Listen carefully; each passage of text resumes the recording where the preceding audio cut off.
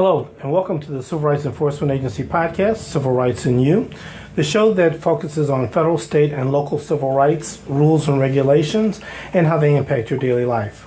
My name is Charles Bryson, Director, Civil Rights Enforcement Agency, under the auspices of Mayor Lyda Cruson, and your host. Playing as always as our theme song is After Hours from Ronnie Laws.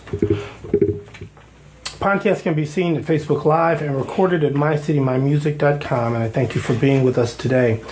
We're going to start Pride Month a little early, as you can see from the wall of television. And we're going to have a very interesting and enlightening, at least for me, conversation. With me is the board chair of the CREA Commission, Carol Robinson. Carol, thank you for being with us today. Happy to be here. And in the other chair is my daughter, Bailey Bryson. Bailey, how are you today? I'm good. We're going to discuss a wide variety of issues today related to conversations about parents and kids and daughters and sons and coming out, and I'll use a large term, sexuality, and we'll talk about that in a minute. So, good morning to you both. Bailey, please tell our listeners a little bit about yourself. Well, I'm 23 years old. I live here in St. Louis. Where do you work? I work at a store called Journeys in West County Mall. I'm the assistant manager. And the important part, define for me, as you define for yourself, your sexual orientation. I am bisexual. And what does that mean? So there's kind of been like a lot of talk in between what it kind of means, because usually bisexual means like there's a binary and there's only male and female, or like so people who are bisexual are attracted to only men or women, but I am kind of just, it doesn't really matter kind of what your gender or gender identity is. So you're attracted to people as individuals? Yes. And when in the course of your life did you begin to have this thought and or action about being bisexual? Definitely kind of in high school a little bit. I kind of thought about it, but then I never really like came back to it. And then probably when I was around like 19-ish, 18 or 19, I kind of thought about it as well, and kind of like came to the terms with that, but then I still never actually like actively did anything about it. But you said you thought about it. Right. So was there someone specific or particular that you were attracted to? So my manager at my first retail job was when I was 18, and it was at Forever 21 in Chesterfield Mall, and my manager was just fine. I mean, and I was like, oh, like women are cute. And then, you know, the love of my life, Kaylani Parrish, who is a singer, when I started realizing who she was, because I always like really liked Kaylani, and I was just like, you know, she's just really cool and stuff like that. And then I was kind of like, oh, I guess I'm like attracted to her. And so you were attracted to her as you were what you had previously been attracted to men. Yes. Or boys, whatever they were. So you realized the attraction was real, and it was not flirtatious. It was not fanish. In other words, as a fan, I really, really think she's great and she's cool and whatever. But if she was standing here next to me, I wouldn't, you know, it's not a big deal. You were actually physically and mentally attracted to her. Oh, yeah. I mean, the first time that I met her one time at one of her concerts when she wasn't as, like, famous, it was at the pageant. She was opening for G-Eazy, actually. And I remember, because I've never really had a problem, like, talking to people who I've been attracted to. But I remember I could not, like, say anything to her. I was just like, oh my God. And my friends were like, go up and talk to her. And I was like, I can't. I'm like, she's so beautiful. I don't know if I could say anything to her. But you had these thoughts in high school. And again, were there specific, I can't believe I did that. Were there specific people in high school that you were attracted to? Or, I'm going to ask you the opposite question. Were there people in high school that were attracted to you and let you know that? I mean, like, I was ugly in high school, so no. But one of my friends, Maggie, like, me and my friends always make a joke, like, you're not really in the friend group if you weren't attracted to Maggie at some point in time. And so, like, I was always just, like, really attracted to Maggie. But then again, like, I was never kind of, like... It just, like, I thought that I was attracted to women, but it never really, like... There was never, like, that connect there that I was like, oh, maybe I, like, also... like women. But you, at the time, you liked men. Yes. And that was your orientation. Yes. And you had dated. Yeah. Sort of. Yeah, sort of. We won't have that conversation on the radio. But so you understood at some point, and you'll say 18, kind of a distinction between liking someone as a friend, I'm thinking females, and actually liking them. I want to go out with you. I want to date you. Right. And you didn't have any. This is a question. So I should phrase it that way. Did you have any problem, concern, hesitance at that point in time? You were, again, going back to 18-ish. No. Why not? Because, I mean, it started off kind of by accident. Like, most of my friends, especially the friends that I still talk to from high school, are LGBT. Two of my best friends are dating, like, and they're together, you know. One of my other best friends is pansexual. So everybody who I'm kind of just surrounded by is gay or is queer. Or queer. Yeah, they're both the same, but technically, sort of. So you refer to go back to the original question. You refer to yourself as bisexual. Yes. Are you gay?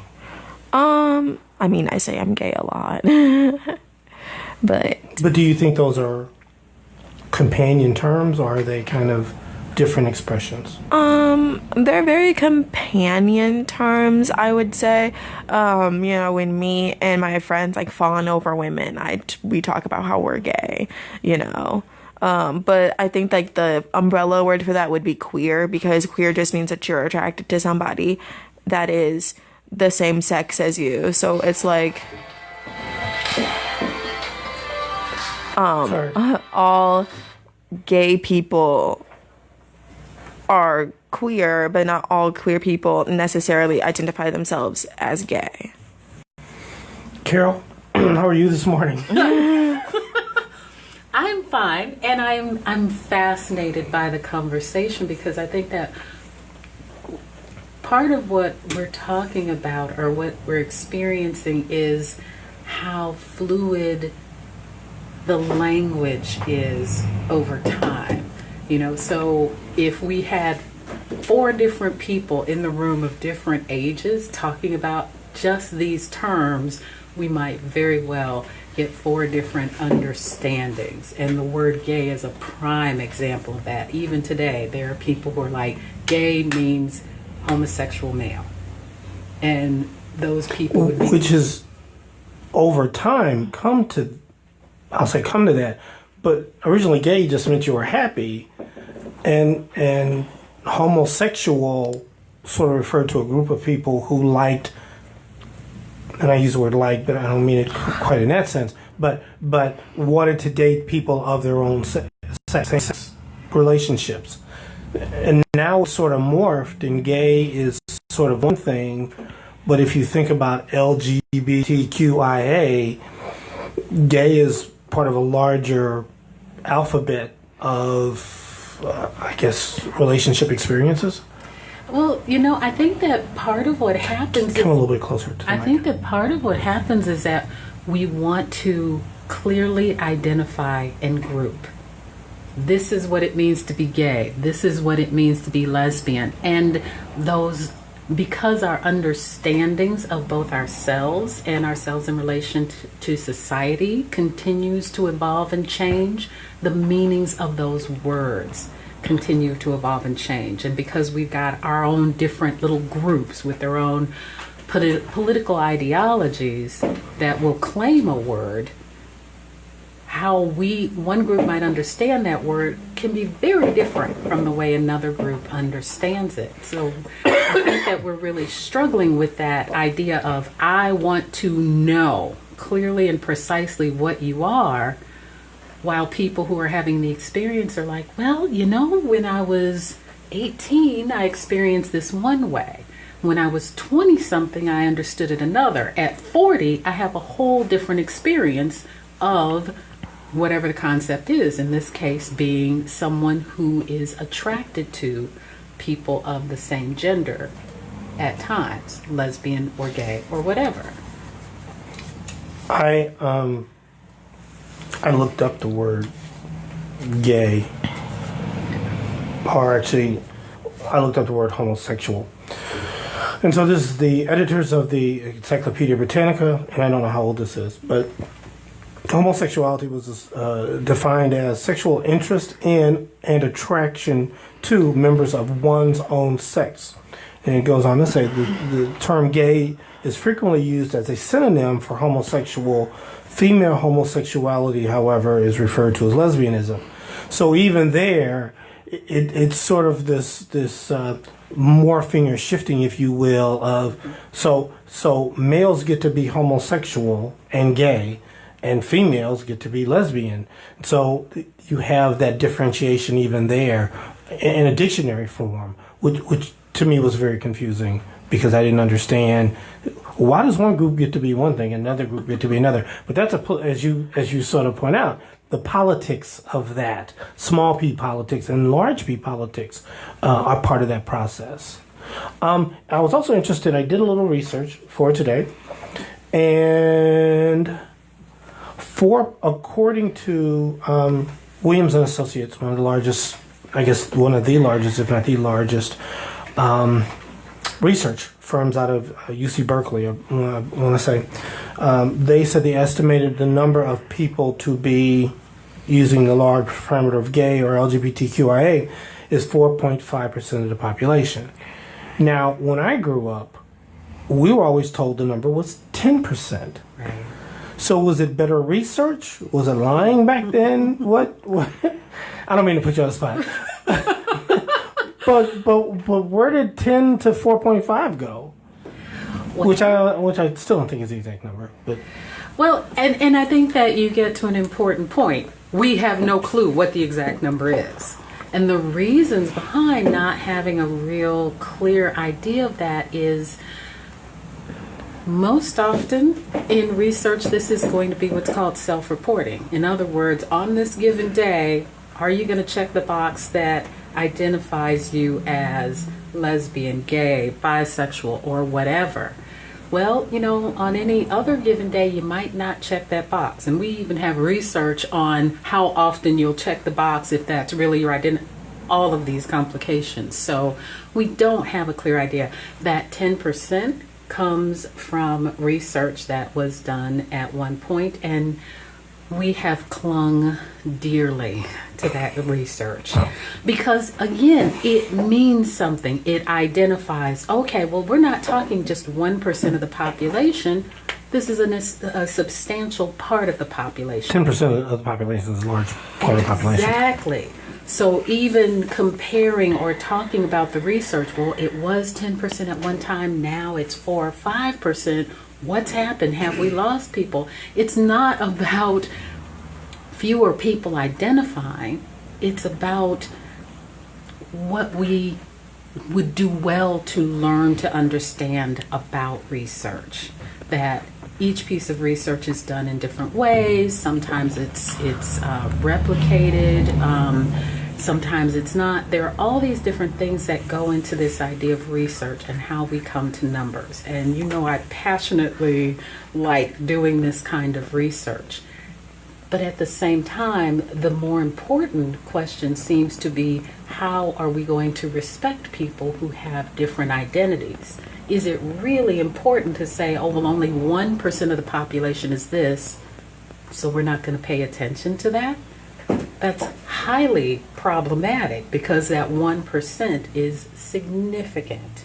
And people, I would certainly argue that whatever the percentage is, people need to be honored as human beings, supported, and respected. True. Bailey, I want to get back to you for a second. You seem very comfortable in your skin. Mm-hmm. Were you always that comfortable when you started having feelings for women? What am I doing here? What's going on? What's going on psychologically with me? Or did you always feel it was just an extension of who you were? Yeah, it was always just kind of like an extension of who I was. I've never kind of felt like uncomfortable with it, or, I was never like, oh, is there something wrong with me or anything like that. I was just like, oh, cool. Like, women are cute. Tell me about coming out. So it's actually a kind of funny story. One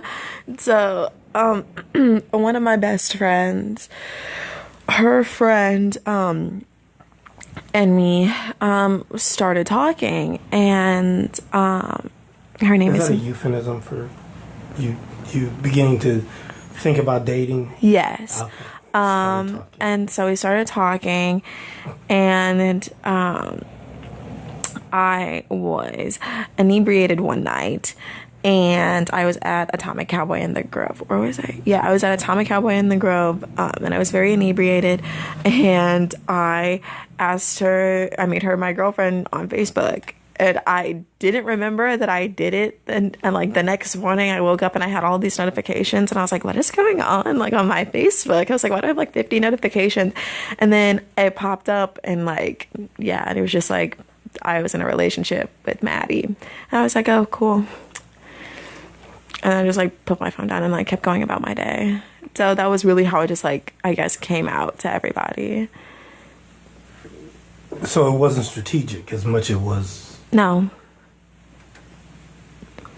So what did you have to do after that in relationship to your other friends who, quote unquote, didn't know, and to your family? Well, I make it a very... both your mother and father follow you on Facebook. Or they... Yeah, you guys are friends with me on Facebook. Well, also, like, with the friend aspect, I make it a point, especially at this point in my life, to put myself around people who are very open and very accepting. So I didn't really have to do, like, any explaining. My friends were all just like, oh, like, you got a girlfriend? Like, what does she look like? And I'm like, she's on my Facebook. Like, you can go look at her. And then, my family, they saw it, like, you guys saw it, and I really didn't have to like explain it or anything to you guys, because I knew that you guys wouldn't care. So coming out wasn't necessarily a thing for you. You just came out. Yeah, I just kind of did it. I'm realizing that this conversation, and we knew that would happen, is happening in a particular context, isn't it? Because sometimes we're fortunate in that we are in families and environments that allow us to explore whatever it is about our identity that we need to explore in a safe, welcoming way. Honey, we love you. Do what you got to do. Just be careful. Take care of yourself. We care about you, and we care enough to be open to whatever it is you want to explore about your identity. And I think that can feel very different from the stories that we have historically heard about people coming out, that whole concept of coming out. Because on one level, we're really just talking about coming into one's own in terms of identity, right? Everybody goes through a period of doing that somewhere between their teens and into their 20s. Well, but they don't, because heterosexuals never have to come out, which is a huge problem for me, and I would argue for a lot of other people. We don't put the term coming out on heterosexuals, but everyone comes into an understanding of themselves and their sexual identity and their attractions. It just may be, hey, I like girls who are built this way, who have hair that looks like this. We all come into, for a variety of reasons, our own understandings. What we're seeing, fortunately, more of today is families like yours who are like, okay, you get to come into it however you want, as opposed to families that leave people feeling as if the way they're coming into an understanding of themselves is not okay. We put terms like coming out on it because it feels a little different to us. It feels more threatening. It's other. And I think that what you all are describing is a really healthy way of allowing young people in our families to simply experience themselves. It's not, oh, okay, you're good because you've understood yourself this way, and oh, we need to talk, we need to deal with this because you've understood yourself that way. It's just, how do you understand yourself and how can we support you? That's the key. Is part of that, and so I'm thinking of you as a therapist, how crucial is therefore the coming out, whatever that looks like in a family setting? How crucial is that to what follows the day after or the evening after? How crucial is that to and it's part of the hiding of being gay? I'm used to use that term. How much of hiding being gay is predicated on I never will know how to come out, or my family will not understand, and so I'm going to hide until I move, till I leave town, so that I can lead what they now talk about my best life, but I can't do it here because I can't come out. Mm-hmm. Well, I mean, again, if you think about all the things that we have to come to understand about ourselves just in the process of growing up and moving out into the world, some families would really like to stay close, to stay connected, to value whomever a person understands themselves to be. They love that person. They want to be close to that person. Other families, obviously, they have different boundaries. They have different rules. I can like them or not, but they are different. So if you're not willing to do X, Y, and Z, then we're going to put some distance between you and our family in order to protect our family. I mean, realistically, that's often what's going on in people's minds. We can think of it as problematic, but it's still very real. So it becomes a question of how important is it for us to stay connected with this family member? Are our boundaries at our detriment? Well, we get to choose. Are our boundaries, is having everyone do this, think this way, agree to this, is that more important than having a healthy connection with this family member who may not do all of those things? And it's a choice. And if we choose our boundaries, and sometimes boundaries can be healthy, but in these situations, we do well to think carefully through those boundaries. If our boundaries are more important than our connection to this person, then we're going to tend towards setting up a situation where this person knows what the boundaries are. And so they're going to say, I have to move away. I have to separate myself. I have to hide because I don't fit my family's rules. And that's a choice that both the person and the family make. Is there, have you experienced, have people talked about, I know I'd find it, guilt over being gay? And I'm thinking very specifically about grandkids and the emphasis that our country places on you having grandkids for whomever, and the sort of thought of, well, if I'm gay, then I won't be able to give my mother, my father, or whoever in the family grandkids, and that's a guilt. Yeah. Well, first of all, let me be clear. I have lots of friends, gay, lesbian friends, who have grandkids, who have children, who have big families. There's more than one way to make a family. And in our communities, we become very aware of this and very aware of the need to connect with young people who are no longer connected to their families because of those boundaries, those rules.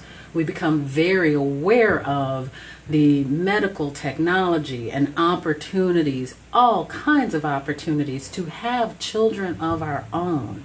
So within our communities, we understand that there are many ways to create families. So it's not a matter of, oh, I'm a lesbian, I'm never going to have kids.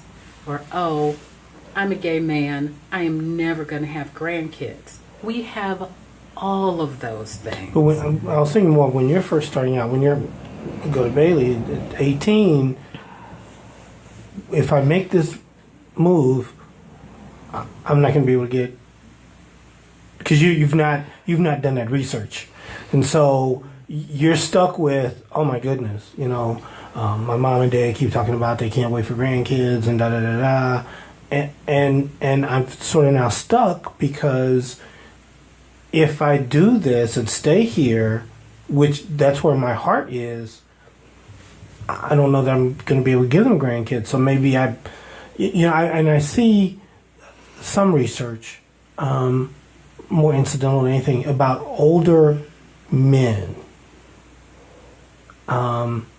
divorcing and end up now, after 25, 30 years of marriage and kids and everything else, now all of a sudden, quote unquote, all of a sudden being homosexual. And I have to believe that part of that is I felt like I had to lead this lifestyle, not meaning negative, but I had to do this. Now all of a sudden I've done all of those things, I've checked off all the boxes, now I can go be me. Well, yeah, certainly there is a lot of that. I shouldn't say a lot. Certainly, as they say, that's a thing. It definitely happens. And again, we don't have the greatest stats on it. But at the core, it's important perhaps for us to consider how we respect people who make such choices, because we all go through different developmental periods in our lives. We all go through periods where it's like, where we think, who am I? What's really important to me right now? And we typically think of that as graduating high school, moving into your 30s, but it also happens later in life. And at least from my experience, it is a wonderful thing to, at 40 or 50, say, there's been something in the back of my mind, and now is my shot. Now is my opportunity to explore it, or I'm never going to be able to. I want to take that opportunity. In this case, we're talking about sexuality, the person who's always realized, hey, I'm probably attracted to this, but I'm trying to follow the rules. I'm doing that. in my mind, it's a beautiful thing when you can say, all right, I'm going to take this opportunity to have this experience in my life. How can I do that in a way that respects both my needs and the people I've been interacting with? So in other words, I'm not saying it's great when people completely blow up the lives of everyone around them without any consideration. Right. I'm not saying that. I'm saying that it can be a wonderful thing for us to own what we've done up to this point and what we'd like to do beyond this point in a way that respects both us and other people. Bailey, no, I'm not asking about great kids yet. So you always had a number of friends who were gay. Mm-hmm. How generally, without using names, how did they come out, or did they come out to their family? It's very interesting because everybody, that all of my friends basically had good coming out stories. One of my best friends, her mom was trying to ground her for something, and they were in an argument, and then she just shouts out, "Well, I'm gay. Like, I like girls." And her mom was like, "Cool, like, you're still grounded though. I don't," and so it wasn't honestly until sort of recently, there is a girl I was dating, and she told me about her coming out story and how it wasn't the best. Her mother kicked her out, and her stepfather put his hands on her for being gay. And I really didn't understand that other people didn't have as good of coming out stories as me and the people who I'm around up until then. Because, like everybody that I've been around, and especially everybody who is LGBT that I am around has had stories similar to mine. Their parents are just kind of like, okay, cool. And nobody did but how am I getting grandkids thing? No. Because I'm going to ask you that off the air. I want to know that. You are. I have a cat. No, that's all right. We won't go there. So tell me about your home environment that made you think this was okay. I mean, you took me to Pride. We went to Pride every year for years. Me and you would go one day, and then me and Mom would go the next day, or me, Mom, and Sydney would go the next day. So I have always just kind of known that it was okay for me, if I ever did decide that was when I did decide that I was bisexual, and I did come to terms with that, I didn't really make a big deal out of it, because I knew at the end of the day that both of my parents were very loving and accepting of me unconditionally, and that it would not be a big deal to anybody. At what point did you come out to your sister, who you are very, very close to? On Facebook. Everybody found out that day. And did you and her have a chat about that? No. She didn't care? No. And so you all have never really chatted about you being bisexual? No. I mean, she talks about her boy problems. I talk about my people problems. And yeah, but it's never really a conversation that we have had to have, I guess, because, again, just like my parents, I know that she just loves and accepts me either way. Carol, I want to come back and talk briefly about this notion of household environments and the idea that there's nothing I can do about my household. It is, and I've known for years who they were. How does one even attempt to create a safe environment or safe space for themselves, knowing that the people in my house who are closest to me really don't like who I really am, if that's a fair way to phrase it. Yeah. The first thought that comes to my mind is that's where families of choice have really come in our communities. Because you're right, if we're the kid, we don't have a whole lot of control over the family rules, the family boundaries. We can push against them and try to get them to shift, but they're there. Honestly, survival and resilience. Sometimes, for whatever reason, as young people, we just have to get through. And that can be a really, really tough process. And I want to be clear, it's usually not because parents want their kids to be miserable and suffer. It's because parents have a set of values that they feel since the birth of that child, right, or before, and before, right, that they feel are going to be best for the family and therefore for that young person. And so when the young person feels like, hey, I need a different set of rules, I need something different, it can be tough to deal with the situation. Human beings are really strong and we are really resilient. And sometimes we have to bounce back from stuff that we should never have to experience. And yet we do have to experience some really tough things. So there's that piece. Sometimes you got to recognize, hey, this is a little bit too tough. I need help. I need to get out of this situation.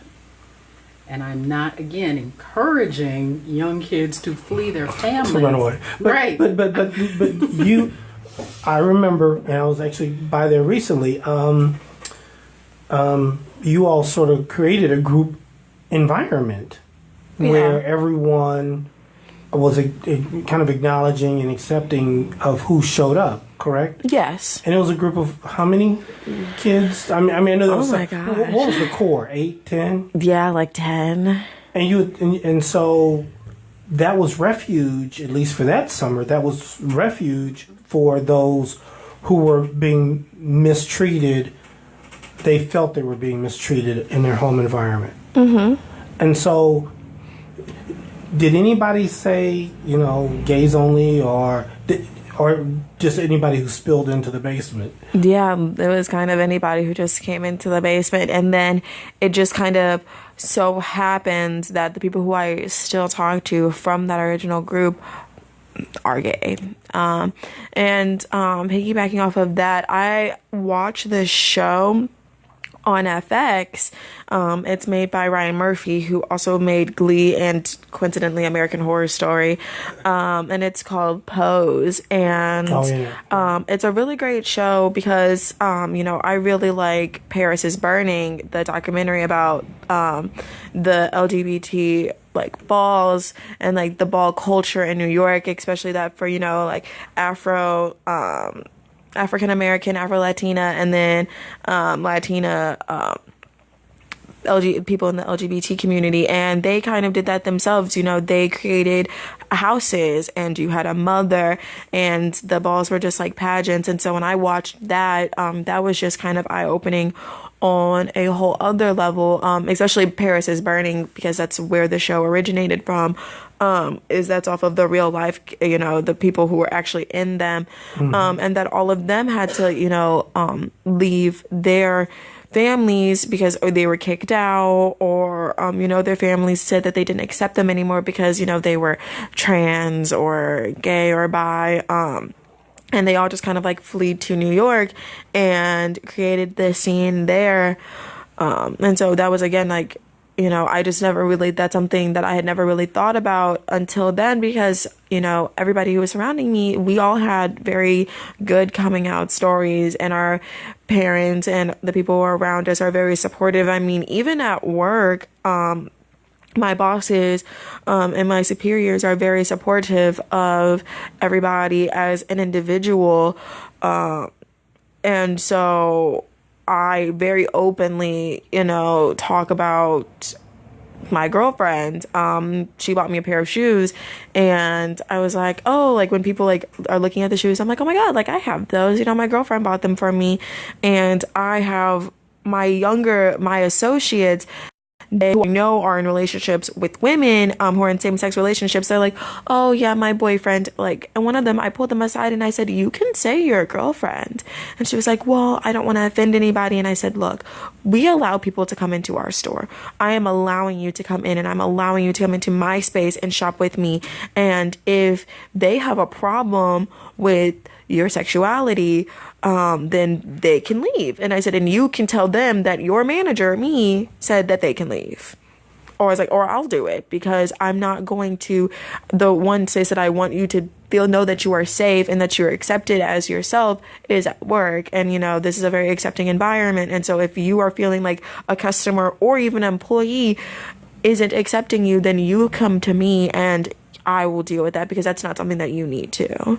We've sort of centered on the home experience, but the whole other experience that is entrapping of people is the work experience. I know my sister was a lesbian, may she rest in peace, and she could never, according to her, she could never put the pictures of her and her girlfriends up on the wall or on the desk or whatever. So it was usually her and her son, and so, man, you've got to bounce this house thing going on where you may or may not be accepted, but you also have this work thing every day, literally, that you also have to be concerned about.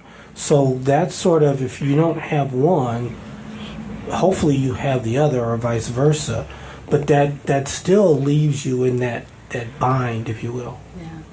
Well, again, you also have the possibility of a third, and that's that community, that family of choice. And a lot of people have seen that portrayed in things like Paris is Burning and Pose. And we have that. We certainly have that here in St. Louis. You see that a lot in the drag communities. But you also see it outside of those communities, especially in particular identities, like in the transgender communities, in the African American and Hispanic communities. You have families, people who are not related by blood, but who come together because, oh, I've seen you out at such and such event, and you're off there on the side, you hang out, you talk, you find out you have similarities, and things progress. It doesn't have to be this dramatic, I found you sleeping on a park bench. Simply, I noticed that you seem not connected. Hey, let's hang out, let's talk, and people come together around that. But that kind of third can be what provides people with the emotional support and stability to deal in a relatively healthy way with not necessarily feeling comfortable in their families of birth, not necessarily feeling comfortable at work in terms of being fully present with who they are. A lot of people experience that, but then in these families of choice, okay, can relax and totally be. So,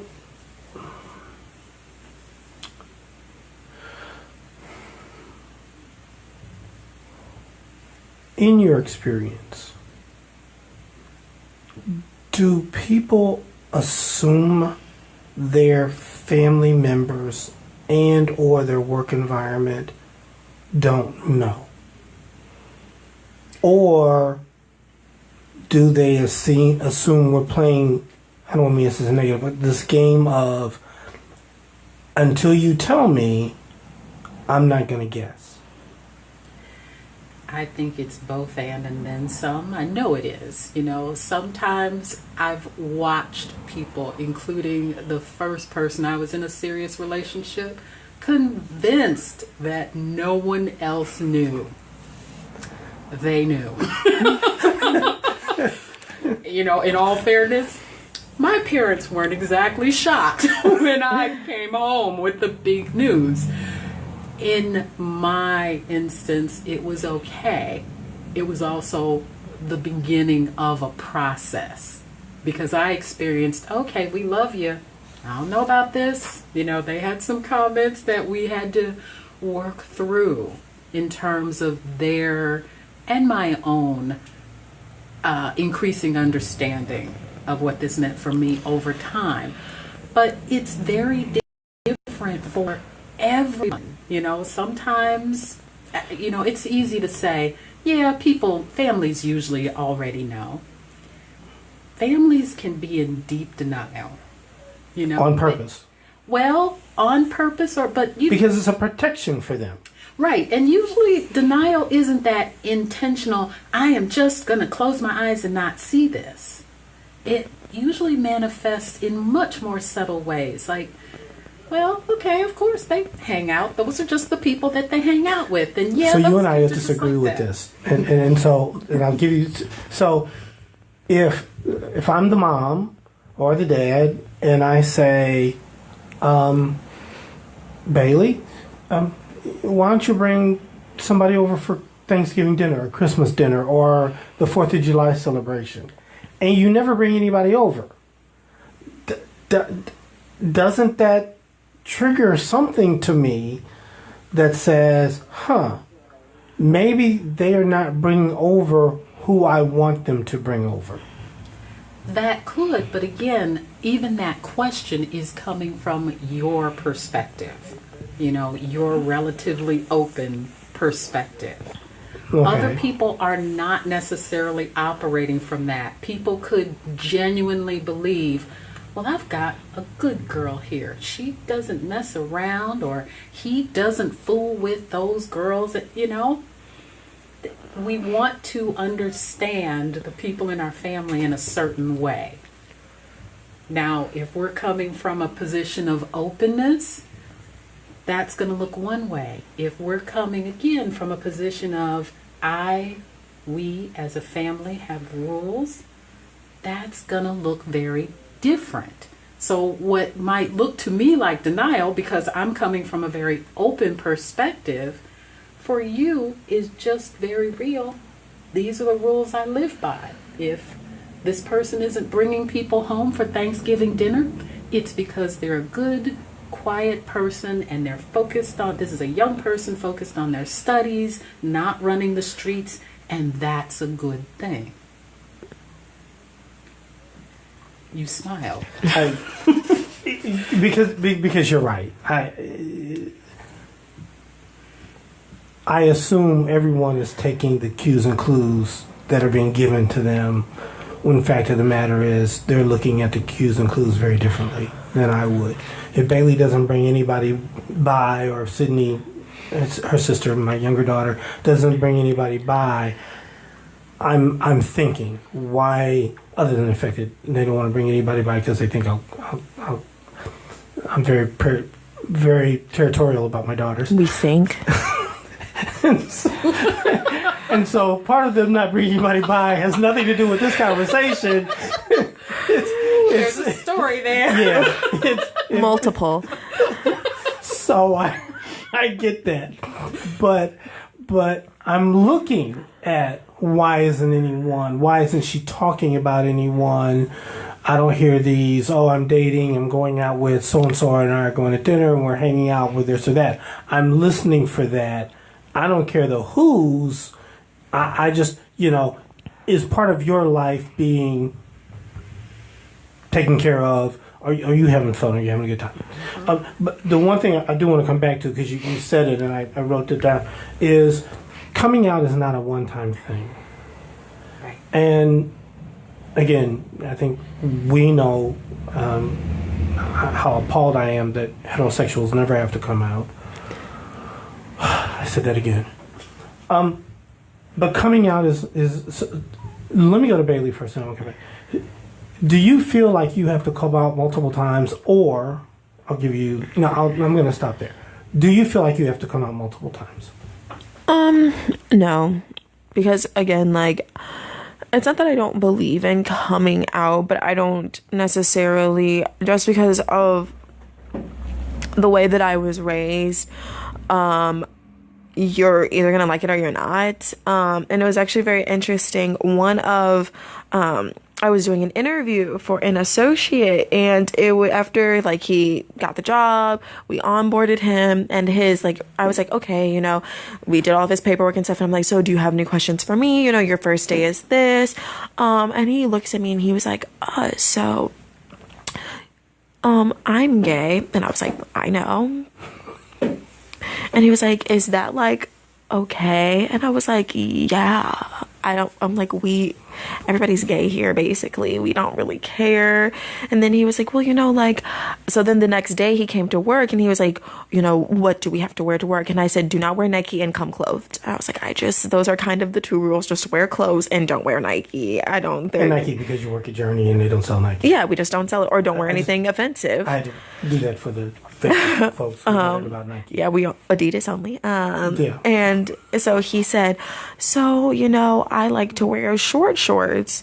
And I was like, let me stop you right there. And I said, if anybody has an issue with you wearing shorts, and I said, because our DM doesn't care. Like, it's all, again, just come clothed. I was like, if our DM does not care, then I extra don't care. And I said, so if anybody, employee, customer, otherwise, has anything to say about it, if they have any comments about it, then they can come talk to me. So no, I don't think that I need to have to come out every time, and because I feel like there's just like this nervousness that has to come with it, and I'm just not nervous about it. Either you're going to accept me, or that's your, if you don't like it, that's your beef to chew, not mine. Carol, people feel like they have to come out multiple times? Well, it makes me think about what we're talking about here. Because, for instance, in one's personal life, coming out multiple times has a different meaning than it might outside of one's personal life. For instance, I am who I am, and it's not hard to find out who I am, and if you don't know, you can just ask me or any one of a number of other people. It's out there. It's not a secret. So for me, it doesn't have to be I'm walking into the room and, oh, by the way, I'm gay. For me, that doesn't feel right. However, in my professional life, when I do things like I work with the St. Louis Psychoanalytic Institute, it's probably the best example I can think of, that, and in my academic life, when I'm teaching, when I'm doing coursework, when I'm working with the Analytic Institute, it is important for me to honor the identities that I walk into the room with, and it becomes for me a teaching tool. Basically saying, this is where I'm coming from. Part of my identity. You look at me, you think this is an African American woman. I'm also telling you that I'm a lesbian and I'm a two-spirit. If you have questions about that, we can talk about that. But those experiences are a part of my understanding of reality. And that is going to come through in my conversation consistently. So in those instances, I make conscious choices about how I'm going to come out or how I am going to present my identity. Whereas in my personal life, it's just there, and it is not my job. So it's not necessarily coming out each and every time.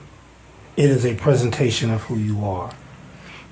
Or I guess the other way I would look at it is acknowledgement. I don't like that word either. But it is, so this is who I am, much like Bailey said, take it or leave it, unless it is you're using that as a vehicle to have a conversation? For me, yes, Yeah, that yeah, is the yes, case. yes. For a lot of people, it is very different. And let me be really clear, I have caused myself some drama coming into educational spaces, holding those identities. For me, however, it's important because you're already working with my identity as a woman of color. I choose to put other things out on the table as well and directly deal with them, as opposed to saying, well, yeah, I'm a woman of color, but I'm just like you, person who is not of color. For me, that's important work to do. So, Bailey, I came up with this quiz yesterday. When I ask you to describe yourself, so I'm going to go back to the beginning. You are either black or African American. Mm-hmm. You are a female. Yes. You are gay. Yes. I'll say and bisexual. Mm-hmm. Where do you put those words? What are you first, second, and third? I'm all of them all together at the same time. Me and my friends, the friends who are also black gay women, we call ourselves, we're like, I'm the oppression trifecta. Like, it does not get more oppressed than a woman of color, a gay woman of color. And I was actually reading this on Twitter, and it's just like, why do I have to separate those things? And why does one have to come first, second and third? Because I'm all of those at the same time. I am, it's an intersectionality, like, of myself. I'm all of those at the same time. I've never one over the other, because there are challenges in each of them in and of themselves, and then there's also challenges being all of them together, because gay white men don't have the same issues that I have as a gay person, a woman of color, and then gay LGBT black men don't have the same problems that I do, because I'm also a woman at the same time. And so, yeah, all of those are all together. So no matter how you say them, you view them all in the same context. Yes. I am this. Yes. And acknowledging the struggle within each, and sometimes the powerfulness and sometimes the powerlessness of each individuality, sort of combining that all together. Mm-hmm. Carol, did you, because you took my sheet with all my questions. Oh, no. And we only have 2 minutes anyway. I think I've asked virtually everything that I said I wanted to. Actually, I did. Wow, that's pretty good. So I'm gonna end. Start with Carol. Anything else to the conversation? And you'll be on next week, because next Thursday we will talk with little older folk around issues related to African American and gay LGBTQIA issues. Anything that you would like to add to the conversation that we had today? Just that I really appreciate being involved in the conversation. It's interesting to watch the dynamic that you all have, the two of you have, and it seems so related again to how you've structured your family. You've created safe space. And I think that's been, for me, the theme today, in terms of, we can look at all of these little unique things, unique words, unique identities, how we understand them, and that's important. But really, it comes down to what kind of environment are we creating for the people that we care about, and honestly, for the people who aren't close to us, but are also human. And you guys seem to have done a wonderful job of creating a situation where you can feel free to be and express who you are. And that's awesome to me. And at some point you'll answer the 1 to 7 question. Oh yeah, no. Last words, Bailey Bryson, my daughter. I just, wanted to thank both of my parents, you and my mother for, like you said, creating a space where I know that I'm loved unconditionally and I was able to, I guess, quote unquote, come out how I did and know that I would be accepted and be loved regardless of, how I identify myself, because not everybody has that luxury and not everybody has the life that I do, and the loving and the support system that I do. So I would just like to shout out my parents for that. I'll take that one. Thank you all. Thank Carol for being here, and Bailey Bryson, thank you. Much appreciated. And if I can find, where is it? Oh,